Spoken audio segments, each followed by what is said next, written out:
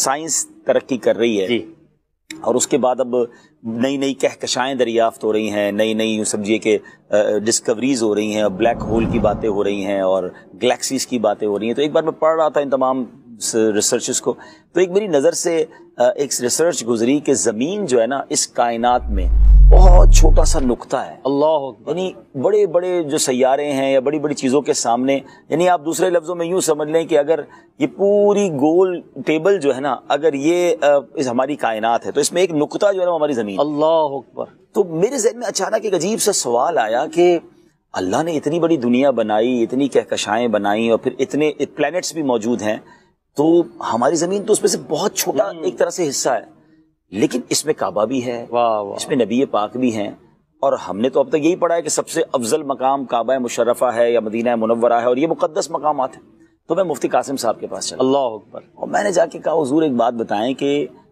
ہم مسلمان ہیں، ہمارا ایمان یہ ہے کہ نبی پاک علیہ الصلوۃ والسلام کی ذات رحمت للعالمین ہے، تمام کائنات میں سب سے افضل ہمارے آقا ہیں، اور پھر اللہ کا جو گھر ہے، جو مرکز دنیا ہے کہہ لیں، جو بیت المعمور کی سیدھ میں ہے، وہ بھی زمین پر موجود ہے، مگر اس پوری زمین کی اس کائنات میں حیثیت تو بہت چھوٹے سے نقطے کی طرح ہے. تو کیا ہم یہ مانیں اور یہ جانیں کہ بے شک یہ زمین اس پوری گلیکسی کا ایک چھوٹا سا نقطہ ہے، مگر یہی ساری گلیکسی میں سب سے افضل بھی ہے، اور ہم وہ قوم ہیں یا دنیا، کیونکہ ہو سکتا ہے دنیا میں اور بھی لوگ رہتے ہوں، مخلوقات ہوں، ہمیں نہیں پتا، لیکن جو ہم لوگ ہیں کیا وہ اس پوری گلیکسی کے سب سے اشرف المخلوقات ہیں؟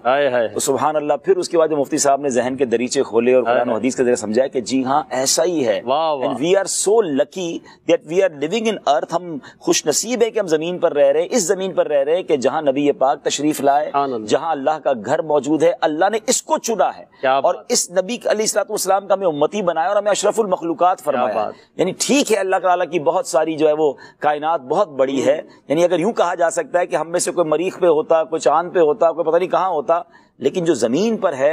اس حوالے سے بھی پھر اعلیٰ حضرت کا وہ شعر ہے نا کہ خم ہو گئی پشتے فلک اس تانے زمیں سے، سن ہم پہ مدینہ ہے وہ رتبہ ہے.